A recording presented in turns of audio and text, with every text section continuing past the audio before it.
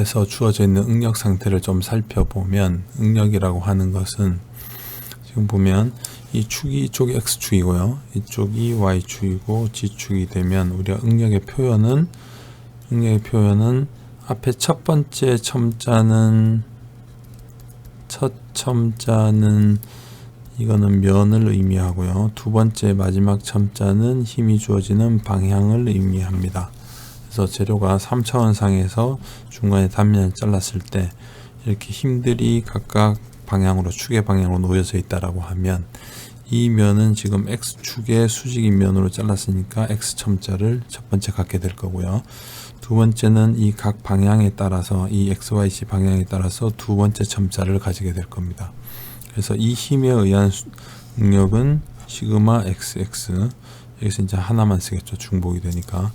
그리고 이 힘에 의한 응력은 X의 수직인 면에서 Y 방향을 향하고 있으니까 타우 XY. 이쪽 방향으로 주어지는 이 힘에 의한 응력은 X의 수직인 면에서, 그 다음에 면의 수직 방향이 아니고 수평 방향 작용하니까 전단 응력이 되고, 방향은 지축 방향으로 우리가 알 수가 있습니다. 그래서 전체적으로 표시를 해보면 다음과 같이 9개의 응력으로 표시를 할 수가 있습니다. 그래서 각각의 9개의 응력이 있고, 이것이 조금 전에 이야기했듯이 경사면 응력과 같이 좌표 축과를 뭔가를 회전을 시켰을 때, 우리가 회전시켰을 때는 이렇게 프라임으로 표시를 해주면 됩니다. 그렇다고 하면 이렇게 만들어져 있는 프라임의 값들하고, 물론 평형 때문에, 회전 평형 때문에 이렇게 지금 세 가지는 동일하고 6개만 남게 될 겁니다. 그래서 이 관계와 그리고 처음에 주어져 있는 여기 응력들과의 관계를 우리가 알아내게 되면, 이 전체적으로 이 값에서 최대값 또는 최소값, 변환값을 알 수가 있을 겁니다. 그래서 통해서 한번 일단 판단을 해 보겠습니다. 조금 전에 네 가지 힘에 대한 부분을. 자, 지금 이 3차원 축상에, 3차원상에 Y축상으로 기둥이 올라와 있고, 그 다음에 X축 방향으로 다시 기둥이 기역자로 연결이 되어 있습니다. 이때 D점에 하중이 150파운드가 작용을 한다라고 했을 때, 과연 우리가 여기에 있는 아래서부터 4인치 떨어져 있는 H라는 점에서는 도대체 어떤 응력 상태인지를 구하고 싶은 문제가 되겠습니다. 그래서 여기서 구하기 위해서 이 단면을 잘라내게 될 거고요. 이 힘 때문에 여기에서 얼마나 큰 힘이나 하중들이 걸리고 있는지를 우리가 계산을 하면 됩니다. 그래서 계산하는 방법으로는 우선 자유물체대로 해도 되고, 이 힘을 여기까지 이동을 시켜도 됩니다. 그래서 이 힘을 이동시키는 거는 이렇게 이동을 시키면 힘의 지금 작용선상이 아닌 쪽으로 이동을 했으니까 같은 P가 되겠지만, 이것만 있을 때 여기 기준을 삼으면 이 전체가 이렇게 회전하는 형태가 될 거기 때문에 이 P와 우력으로 만들어지는 토크를 구할 수가 있을 겁니다. 토크는 18인치 곱하기 150파운드가 될 거고, 하중은 똑같겠죠. 이렇게 이동을 시키고 나면 이쪽 부분은 없다라고 생각을 하고, 이 힘이 이쪽으로 이동됐다고 볼 수가 있습니다.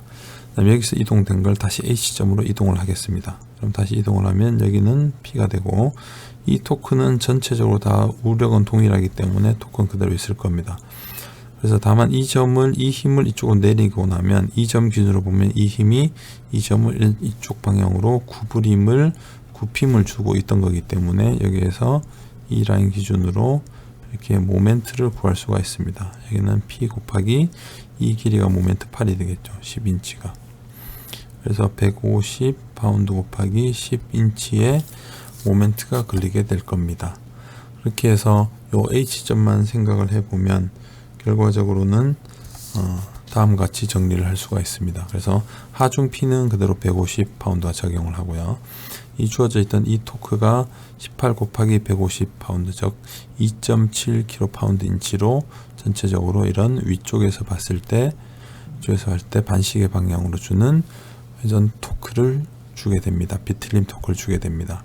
그리고 이쪽 축상으로 보면 이쪽 X방향의 모멘트가 이쪽 X축이니까 이렇게 잡으면 마이너스 값이 되겠죠. 실제로는 마이너스 값에 1.5kPa 즉 150파운드 곱하기 10인치를 했는 값이 나오게 될 겁니다. 그래서 토크 같은 경우 Y축 방향으로 이렇게 잡으면 되니까 Y축 방향으로 봤을 때는 제대로 감기는 쪽이 되니까 이 값은 플러스 값이 되겠죠. 그래서 H를 포함하고 있는 단면에서는 다음과 같은 세 개의 힘, 즉 외부에 주어졌던 하중 P라고 하는 것이 각 부위로 왔을 때는 지금 이 부분은 면에 수직하지 않고 이 평행하게 들어오니까 얘는 전단력이 될 겁니다. 그래서 이 힘이 이 면을 기준으로 보면 전단력으로 또는 회전 모멘트로 또는 비틀림 모멘트로 비틀림 토크로 지금 작용하고 있다는 것을 알 수가 있습니다. 이렇게 해서 다시 조금 전에 이야기했던 이 자료를 생각을 해보면 지금 주어진 파괴를 일으키는 처음에 힘 하나가 있던 것이 결과적으로 이 네 가지로 표현이 될 수가 있는데 이 단면에선 지금 현재 종방향 힘을 제외한 세 개로 표현이 현재 되고 있습니다. 그래서 이 표현된 거를 가지고 그렇다고 하면 여기 H점에서 응력 상태가 어떤지를 확인을 해보면 됩니다. 그래서 지금 H점을 기준으로 봐서 이쪽 편을 X축, 이쪽 편을 Y축으로 보게 되면 지금 보면 이 단면 또는 이 단면 기준으로 생각을 하면 됩니다. 그래서 이렇게 입체가 있다라고 생각을 하면 지금 이쪽 X방향으로는 아무런 수직 방향에 이 단면에서 이렇게 작용하는 수직 방향 힘이 없기 때문에 시그마 X는 0이 됩니다. 그래서 우리가 지금 표면에서 보기 때문에 이쪽에서 바라보는 방향으로 X축과 보통 Y축을 잡게 됩니다. 그래서 시그마 X는 0이 되고요. 그 다음에 시그마 Y 값은 지금 모멘트가 이렇게 주어지니까 이쪽은 늘어나고 이쪽은 눌리게 될 겁니다. 그래서 이 단면만으로 보면 이렇게 잡아당겨지는 형태가 되겠죠. 이 모멘트에 의한 게. 그래서 시그마 Y는 모멘트 mx 때문에 나타나는 거고 이쪽 부분 늘어나게 되니까 마이너스긴 하지만 늘어나게 되니까 양의 값을 갖습니다. 그래서 I 값은 1이니까 이 직경이 지금 2분의 1이니까 4분의 파이에 0.6의 인치 내제곱 모멘트가 있고 C 값은 가장 반지름 값이 되니까 0.6인치.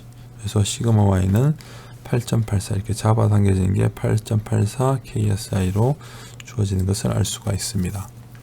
그리고 전단 능력 같은 경우는 이 면에서는 지금 전단력이 이렇게 작용하면 이쪽은 전단력이 작용하는 게 가장 끝쪽이 되니까 이거에서 원래 전단 능력은 IT분의 VQ를 작용을 하겠지만 이 끝점은 거의 자유단 끝단이기 때문에 Q 값이 0이 되어버립니다. 그래서 이 전단에 의한 전단 능력은 없습니다.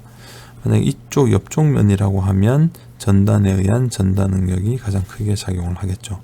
그러니까 지금 이 H점에서는 이 비틀림 토크에 의한 전단 능력만 작용을 하게 됩니다. 그래서 비틀림 토크에 의한 전단 능력은 J2분의 TC로 쓸 수 있고 위쪽 면에서 이쪽 방향으로 이렇게 전체적으로 돌아가니까 위쪽 면에서 이 방향으로 전단 능력이 지금 작용을 하고 있는 것을 알 수가 있습니다. 그래서 J2분의 TC가 되고 기압값은 이렇게 되고 계산식으로는 결과는 이렇게 되겠죠. 그래서 이 면을 앞쪽에서 바라본다라고 하면 위쪽에 작용하니까 위쪽에 이쪽 방향으로 전단 능력이 작용하고 있는 것을 현재 확인을 할 수가 있습니다. 이렇게 보면 이 부분을 여기 나와 있는 이 부분을 우리가 정면에서 바라봐서 이런 형태로 그린다라고 하면 지금 시그마 X는 0이고요. 그 다음 이 값은 인장으로 지금 8.84 KSI로 볼 수가 있고 여기 전단 능력은 위쪽에서 봤을 때 이거 윗면에서 옆쪽으로 오른쪽 편으로 작용을 하니까 타우 XY 값이 현재는 7.96 KSI가 됩니다. 그래서 전체적으로는 이 H점을 기준으로 보면 이러한 능력 상태가 되는 것을 알 수가 있겠죠. 그래서 이렇게 보면 얘는 이 값들은 지금 시그마 Z라든가 타우의 XZ라든가 타우의 YZ라든가 타우의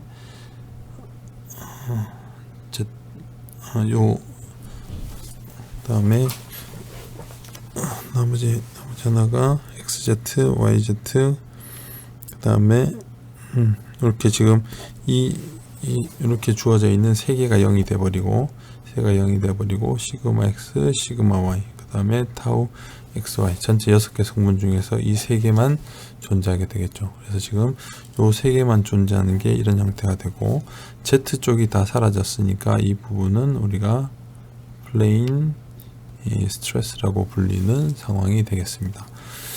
그래서 일단 이 2D로 해서 이런 상태를 우리가 얻어낼 수 있고, 그러면 과연 여기에서 지금 수직 응력이 이 값 나오고 전달 능력이 이 값이 나왔는데, 이 값들이 각각 이 전체 상태에서 이 H점에서 이 응력 값이 최대값이 아닙니다. 지금 현재.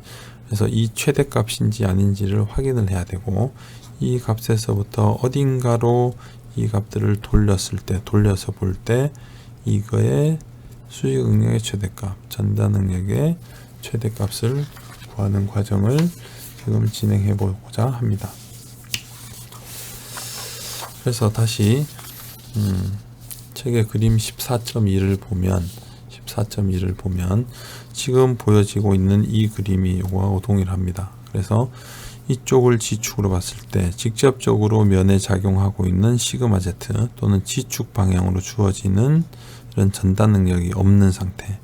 그래서 시그마 X, 시그마 Y, 타우 XY 또는 YX만 존재하는 상태가 되는 것을 우리가 평면 응력 상태라고 부릅니다.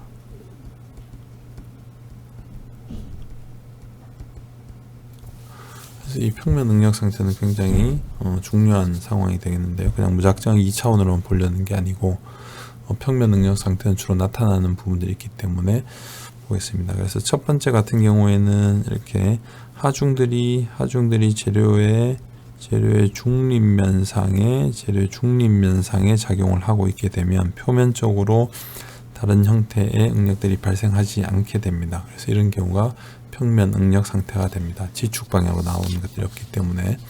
그리고 또 하나 중요한 거, 일반적으로 가장 중요한 상황이 뭐냐면 이쪽에 하중이 주어졌을 때 하중이 직접적으로 주어져 있지 않은 구조물의 나머지 표면 부분들, 여기 지금 잡혀 있으니까 그렇지 않고요. 나머지 이 하중이 주어져 있지 않은 나머지 이런 표면 부분들은 모두 다 플레인 스트레스 상태가 됩니다. 즉 평면 응력 상태가 됩니다.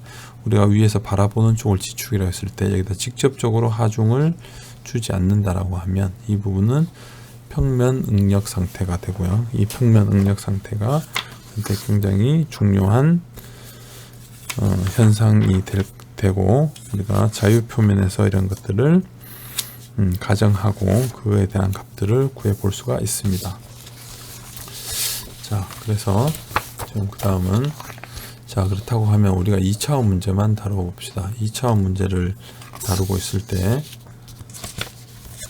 2차원 문제를 다룰 때, 그렇다고 하면 2차원 문제에서 주어져 있는 응력과 2차원 문제에서 주어져 있는 응력의 회전에 대해서 다뤄보도록 하겠습니다. 그래서 지금 2차원 상의 문제라고 하면 다음과 같이 우리가 시그마 X, 시그마 Y, 타우 XY로만 볼 수가 있을 거고요.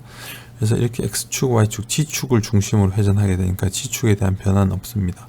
그럼 X축을 회전하고 Y축도 같이 회전하겠죠. 그래서 회전된 것을 프라임으로 우리가 표시를 한다라고 하면, 여기서 시그마 X, 시그마 Y가 있었고 타우 XY가 있었던 것이 회전된 상태로 보면 이쪽 방향이 시그마 X 프라임, 이쪽 방향이 Y 프라임, 이쪽 방향 X 프라임, Y 프라임으로 쓸 수가 있겠죠. 그래서 회전각은 세타만큼 일어나게 될 겁니다. 그래서 우리가 여기서 구하고 싶은 것은 여기서 이야기하는 시그마 X, 시그마 Y, 타우 XY 이 자체는 우리가 알고 있는 주어진 값입니다. 그래서 이거에서 우리가 알고 싶은 거는, 그러면 세타만큼 회전했을 때 시그마 X 프라임은, 시그마 Y 프라임은, 타우 X 프라임, Y 프라임의 값이 어떻게 되는지가 우리가 구하고 싶은 겁니다. 그래서 여기서 시그마 X 프라임은 당연히 이 값과 이 값이 주어졌으니까 시그마 X와 시그마 Y, 타우 XY와 세타의 모두 다 함수로 만들어지게 될 겁니다. 그래서 우리가 여기에서 경사명령에서 구했듯이 이 값을 알고 있는데, 이 경우는 지금 이거 두 개가 0인 거죠. 그 다음 이 값만 알고 있을 때 과연 이 값들은 어떻게 세타에 대해서 표시가 되고, 그리고 여기에서 과연 이 값이나 이 값이 최대가 되는 값은, 이 값이나 이 값이 최대가 되는 값과 그 다음에 세타는 이거를 구하게 되면 우리가 재료의 파기에서 취성재료라고 하면 이 값을 가지고 비교하게 될 것이고, 연성재료라고 하면 이 값을 비교하게 될 것이고, 세타를 알면 어느 쪽으로 파괴가 일어나는지 알 수가 있을 겁니다. 그래서 우리가 지금 앞으로 작업해야 되는 것은 이 두 상태에서 이 시그마 x 프라임 y 프라임 타우 x y 프라임이 시그마 x 시그마 y 타우 x y와 어떤 관계를 가지고 있는지 세타만큼 회전했을 때 그것을 구하면 되겠습니다. 그래서 다음같이 책에 보면 다음 같은 그림이 있죠. 그림을 보면 지금 원래 2차원상으로 보면 이렇게 해서 시그마 x와 시그마 y와 타우 값은 이쪽이 양이 됩니다. 그래서 하나가 정해지면, 타우는 하나가 정해지면 회전을 잡아야 되기 때문에 모든 방향이 정해지죠. 타우 전단능의 방향. 이 하나가 정해지면 이쪽 화살표 끝으로 만나게 만들어야 되고, 여기서는 같은 쪽에서 시작해야 되고, 화살표 끝으로 만나고 같은 쪽에서 시작하도록 맞추면 전단능력 방향이 정해집니다. 그래서 다음 같은 이 그림을 보면 여기에서 지금 봤을 때 이 각도를 0으로 했으니까, 이게 x쪽 0으로 했으니까 이만큼 틀어져 있는 세타만큼 틀어졌을 때 이쪽 방향을 x 프라임, 이쪽 방향을 y 프라임으로 잡은 겁니다. 그래서 요 부분만 그리면 이렇게 잘려져 있고 이쪽이 xy인데 이거의 이면의 수직인 방향 x 프라임, 이면의 평행인 방향이 y 프라임, 그리고 이 두 개는 서로 직각으로 표시가 되겠죠. 그래서 이렇게 표시가 되면 결과적으로는 면이 이렇게 되면 이쪽 편에 시그마 y가 있어, 시그마 x가 있었고, 이쪽 방향으로 타우 xy가 있었고, 이쪽 방향으로 타우 xy가 있었고, 이쪽 방향으로 시그마 y가 있었고, 그럼 이쪽을 표시해 보면 시그마 x 프라임, 이쪽을 표시해 보면 시그마 y 프라임이 될 겁니다. 그러면 시그마 y 프라임 또는 전단 능력의 x 프라임 y 프라임, 이 면으로만 보면 전단 능력이니까요.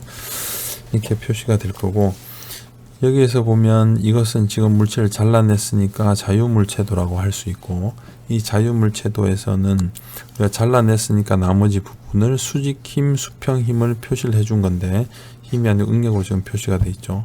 그래서 이것을 전체로는 우리가 이 응력의 평형이 아니고 힘의 평형을 다뤄야 되니까 우리가 힘의 평형식을 다뤄야 됩니다. 그래서 힘의 평형식으로 봐선 바꾸려고 하면 이 전체 응력에다가 단면적으로 곱해주면 힘으로 바뀌게 되니까, 여기 있는 이 경사진 면을 델타 A라고 하면 이 옆쪽의 수직인 면은 델타 A의 코사인 값, 델타 A의 코사인 세타, 밑에 있는 요 면은 델타 A의 우리가 사인 세타라고 이렇게 표시가 되겠죠. 그래서 이 값들을 곱해줍니다. 그러면 수직 응력은 시그마 x 프라임 델타 A, 전단 응력에 의한 힘은 타우 x 프라임 y 프라임의 델타 A, 그 다음에 이 옆쪽 면의 수직 힘은 x 방향의 힘은 시그마 x에다가 델타 A의 코사인 세타, 여기는 코사인 세타를 곱해주면 되죠. y 방향 힘은 타우 xy의 델타 A 코사인 세타, 옆에 있는 밑에 있는 각각 응력들도 델타 A의 사인 세타를 곱해주면 전체가 힘이 됩니다. 그러면 이거는 지금 프리바디 다이어그램으로 만들어진 거고, 여기서 우리가 힘 평형식을 쓰면 되는데, 우리가 구하고 싶은 것은 이거기 때문에 이쪽 방향으로 힘을 평형을 쓰면 됩니다. 그래서 첫 번째는 x 프라임 방향인데 이 방향은 지금 이쪽을 양으로 잡은 게 되겠죠. 그 다음에 y 프라임 쪽은 이쪽 편을 양으로 잡게 되겠습니다. 그래서 첫 번째 fx 프라임 제로 이쪽 방향의 평형식을 구해보면 지금 남아있는 것은 이쪽 방향 제대로 되어 있는 것은 이거 하나, 이게 지금 1번이 될 겁니다. 그 다음에 두 번째는 지금 이 힘이 이쪽 x방향으로 좌우하는, 이 힘이 x방향으로 주는 영향이죠. 그래서 이쪽이 x'이니까 이 힘을 이렇게 두 개의 불력으로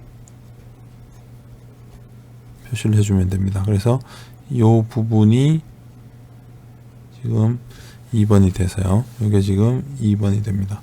그래서 이 힘이 시그마 x의 델타 A의 코사인 세타였고, 이 각이 지금 세타가 될 거니까 이거의 코사인 세타 값이 x축 방향으로 나타내지는 힘이 되겠죠. 근데 힘의 방향 이쪽을 플러스로 잡았으니까 반대쪽이니까 마이너스로 지금 만들어질 겁니다. 지금 각각에 대해서 모두 다 이 xy 방향 성분을 뽑게 됩니다. 그리고 그냥 y 방향까지 같이 표시를 해주면 이 값은 요게 될 거고요. 여기서 보면 아까를 조금 다르게 해서 여기서 전단 능력의 1번 이거는 지금 이렇게 만들어지게 될 거고요. 그 다음에 이 시그마 x에 의한 이 힘에서 x축 x 프라임 방향은 2번 이게 되면 y 프라임 방향은 이쪽 수직 값이 될 거니까 사인 값, 요거에 이 값에다가 사인 세타를 곱한 값이 될 겁니다. 그리고 부르는 방향은 이쪽이 되니까 같은 방향이죠. 그래서 양의 값이 붙습니다. 그리고 그 다음 거는 전단 능력을 보면 전단 능력은 지금 이렇게 내려와 있는 거고요. 이렇게 내려와 있던 전단 능력을 이쪽 방향하고 이쪽 방향으로 지금 나누는 거죠. 그래서 약간 그래서 이렇게 표시하면 이 전단 능력에서 이쪽 x 프라임 방향, y 프라임 방향을 나누게 됩니다. 그래서 이 전단 능력에서 이 값이 여기서는 세타가 되고 수직축에서 기울어진 값이니까 이거에 이 값의 사인 값이 x쪽 방향을 주어져 있는 이 값의 이 사인 값이 x축 방향, x 프라임 방향이 될 겁니다. 그래서 타우 xy에 시그마 a 델타 a의 코사인 세타에다가 사인 곱한 것이 이쪽 방향이 되고 x 프라임의 반대쪽이 되니까 마이너스가 붙겠죠. 그래서 이 부분이 3번이 될 겁니다. 그거에 대해서 y 프라임 방향은 이 값이 될 거고 이 값은 요거에다가 코사인 세타를 곱해주게 되고 아래쪽으로 내려오니까 y 프라임과 반대가 되니까 마이너스 값이 될 겁니다.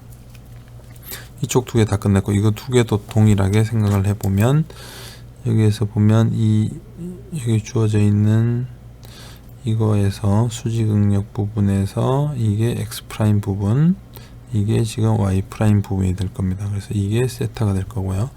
그래서 시그마 y의 델타 a의 사인 세타에서 x축 방향은 사인 값, x축 방향은 이거에서 x축 방향은 사인 값인데 방향이 이쪽 편이니까 마이너스가 붙겠죠. 그래서 이게 4번을 우리가 나누게 됩니다.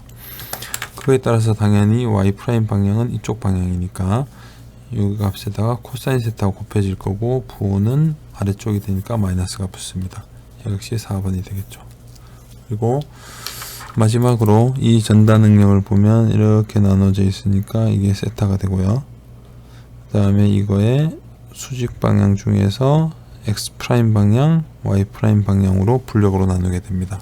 그래서 이게 세타니까 지금 보면 타우 xy의 델타 a의 사인 세타에다가 지금 코사인 값이 x축 방향이 되고 반대쪽 이쪽 부호가 아니고 반대쪽으로 작용하니까 마이너스 값으로 작용을 합니다. 그리고 똑같이 이거에서 요 나머지 이 값을 찾으면 되니까 이거에다가 사인 세타가 곱해지고 플러스 y 방향이 되니까 플러스가 되고 이 값이 합이 0이 됩니다.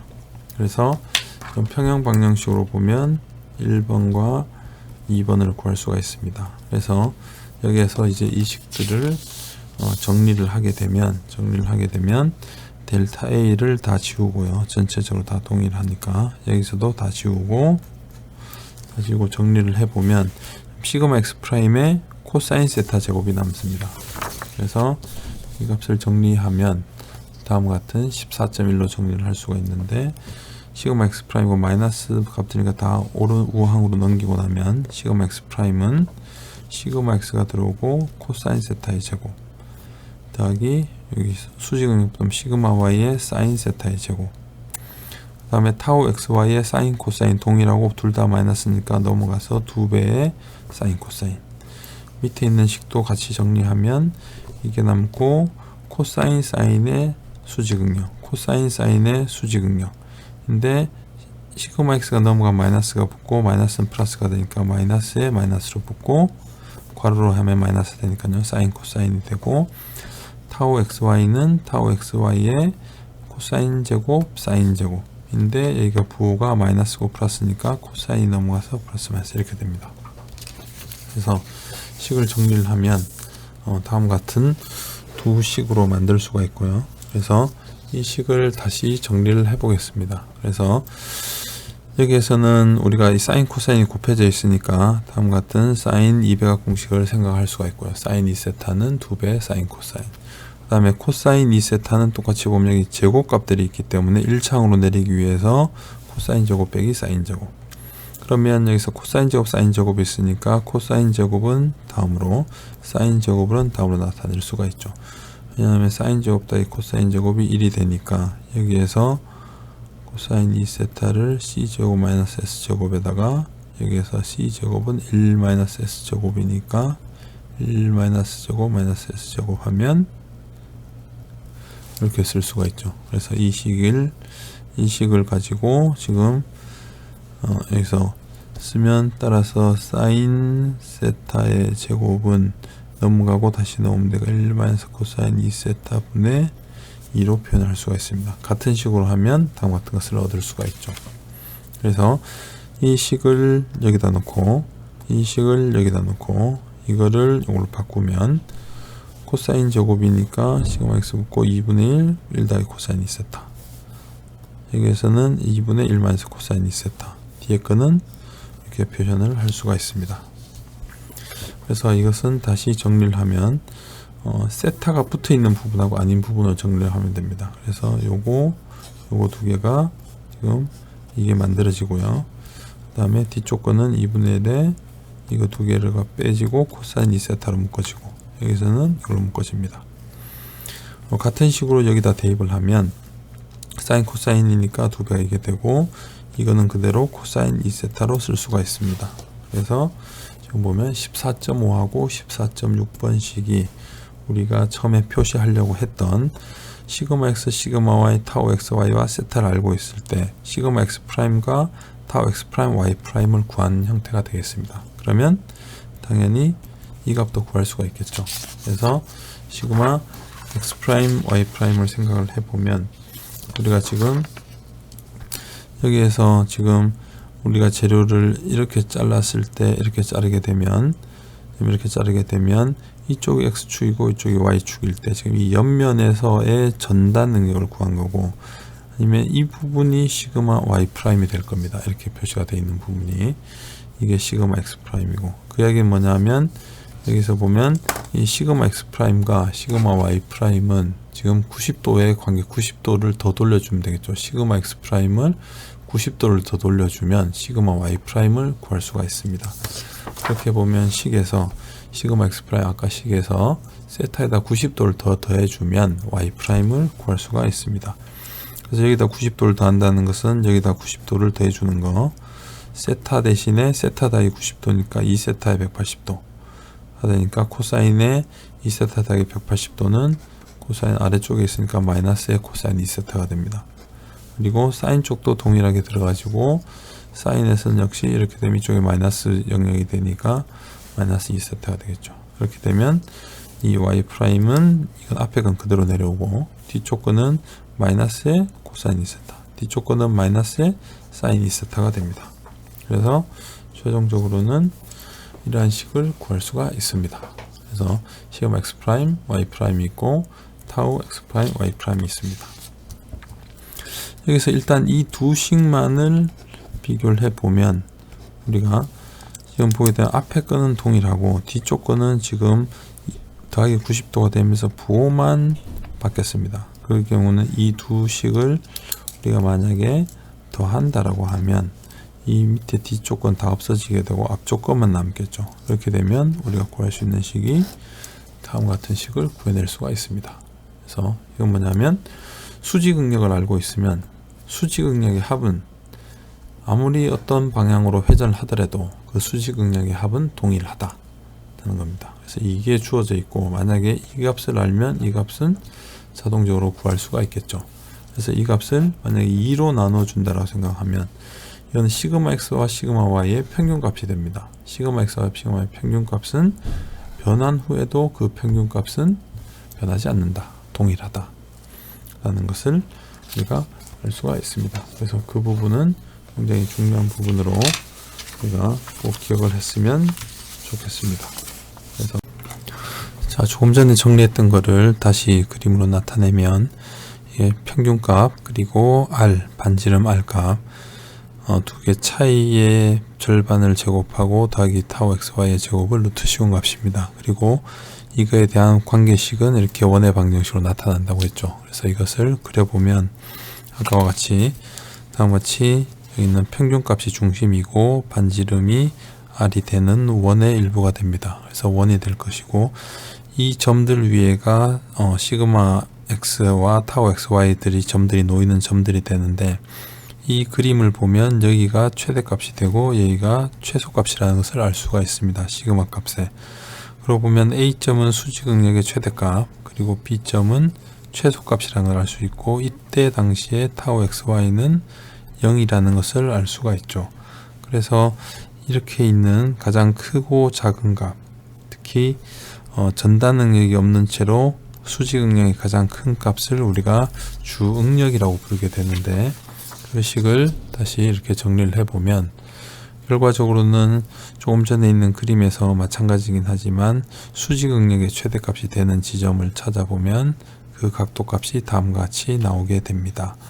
여기에서는 이 값은 결국 여기에서 이 식에서 보면 타우 xy 타우 x 프라임 y 프라임이 0이 되는 점으로도 찾을 수가 있습니다. 이 값을 여기에서 보면 이 값을 0으로 넣게 되면 시그마 x 프라임은 넘어가게 되면 시그마 평균의 플러스 마이너스 r로 나타낼 수가 있습니다. 그 점이 a점이 플러스인 값이고 b점이 마이너스인 값이 되겠죠. 평균에서 r만큼 더해지고 r만큼 빠지게 되고 그렇게 됐을 때 결과적으로 타우 xy x 프라임 y 프라임이 0이 된다라고 했으니 조금 전 수식에서 타우 x 프라임 y 프라임을 보면 조금 전 나와 있던 수식에서 타우 x 프라임 y 프라임이 0이 되는 값이라고 했으니 이 값을 나눠주고 코사인 2세타가 되면 그리고 저 탄젠트 2세타는 시그마 x 마이너스 시그마 y 나누기 2의 타우 xy 또는 이걸 지우고 2가 되는 이 값이 0이 되는 값이 되게 됩니다.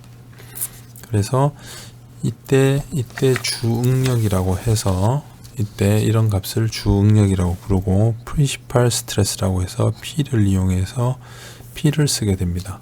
그래서 이 각도에서는 결과적으로는 여기서는 2세타 P이긴 하지만 우리가 이 재료상에서는 세타 P라고 이야기를 했던 거고 세타 P만큼 돌아가게 됐을 때 수직응력이 최대값 그리고 나머지 한쪽에서는 90도만큼 더 돌아간 데서는 시그마 y 쪽이 수직응력의 최소값이 나타나게 됩니다. 그래서 이렇게 되는 이 세타 P 값을 우리가 정의를 해서 주응력 면이라고 이야기를 합니다. 그래서 주응력 면을 구하라고 하면 이 세타 P 값 0에서부터 얼마만큼 돌아갔는지를 구하면 됩니다.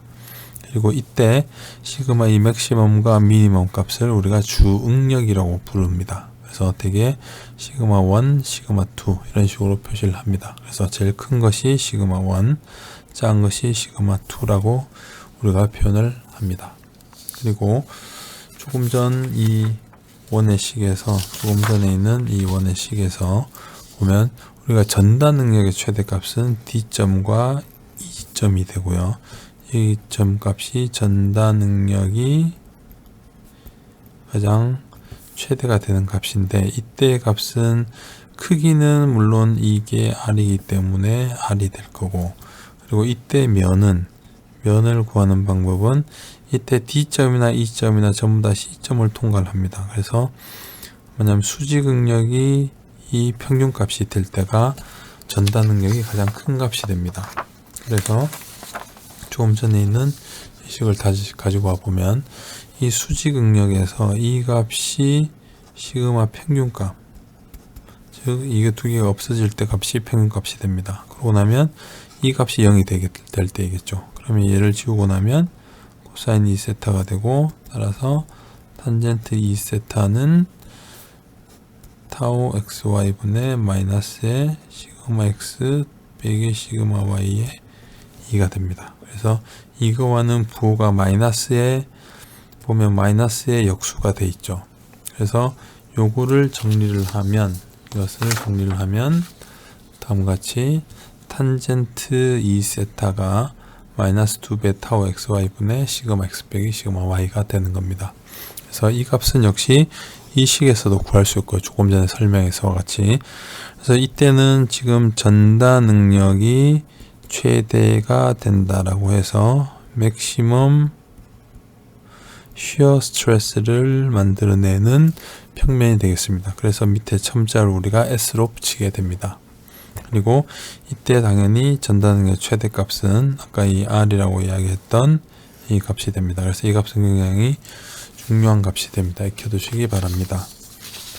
그래서